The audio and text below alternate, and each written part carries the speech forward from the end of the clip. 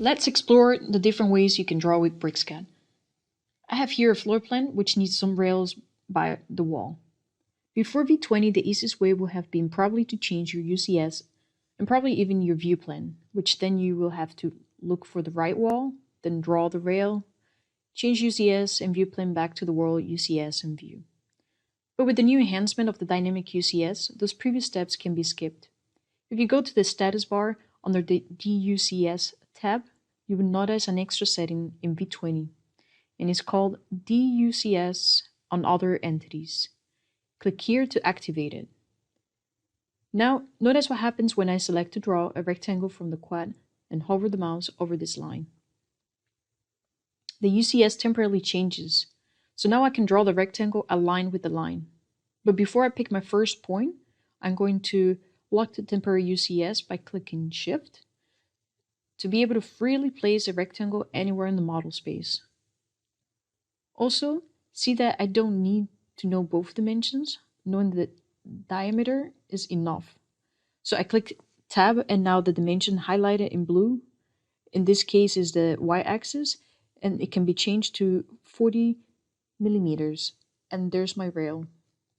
This feature can also be applied with the insertion of blocks. For example, I need to add one more sofa here. I right-click to access my quad, and then under Insert Selection, I select the Insert block. I select the block and then hover the mouse to the wall I want this block to align with. Then click Shift to lock the temporary UCS, and I can place my block anywhere along this wall.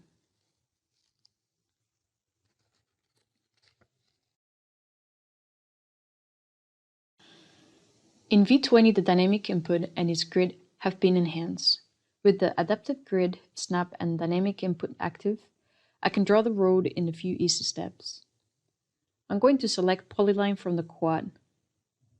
Hover my crosshair through this line so I can temporarily change the UCS.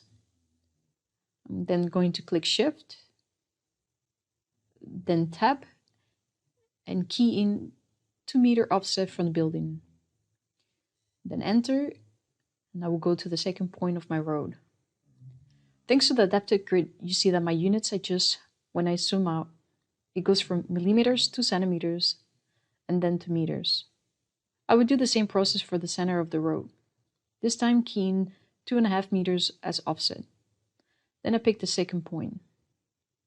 These few steps substitute the familiar workflow of drawing extra lines to use as guidelines, offset, copy, and eventually trimming or extending lines. To have a better use of the space in this room, I'm going to move this chair using the manipulator tool. I can access the manipulator by selecting the block and holding the right-click button of the mouse a bit longer than usual. Now that the manipulator appeared, I'm going first to mirror the block. Then I'm going to move the block closer to the corner, and if I want to, I can also rotate the block. The manipulator tool can allow you to work faster by not having to key in commands such as mirror, move, and rotate.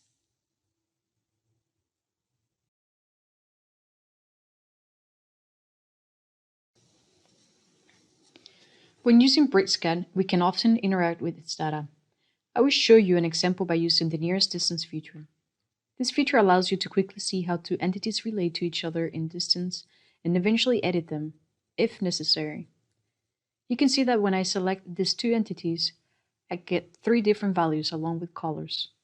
The red corresponds to the x-axis, the green to the y-axis, and y is the overall distance.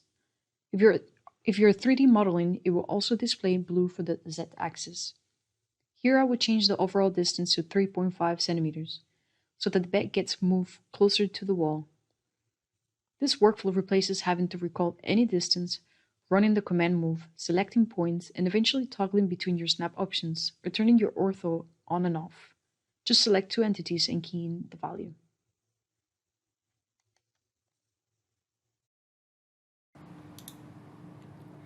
Layers. In V19, layers could be filtered based on specific properties. But now we can manage our layers even better with the new functionality called Group Filter. If you take a look at the Drawing Explorer menu on the Layers section, you had previously the option of filtering layers according to specific properties.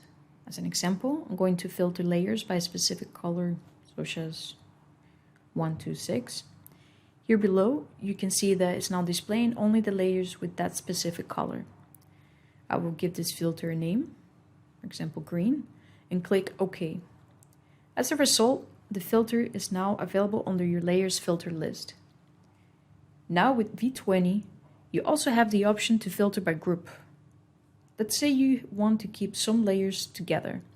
You can do this by going here in the Layers section from the Drawing Explorer window and select the layers you want. Then right-click and then click on Create Group from Selection. This group is now created and displayed under your Layer Filter list. You can change the name here. I'm just going to name it Group 1. You can also access these filters from the Layer panel. You can see it here once it opens. Then go to the top right and scroll down. Select a filter and the list of current layers will change according to the chosen filter. Let's jump to the paper space.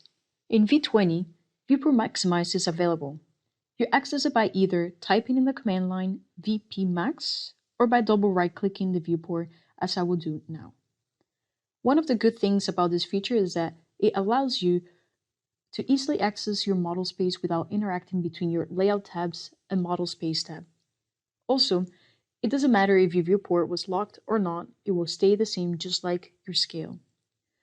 Once you're done with any small changes, you can go back to the paper space by either double right-click on the black panel to your sides or by doing a right-click on the Toggle Viewport Mode tab located on the status bar.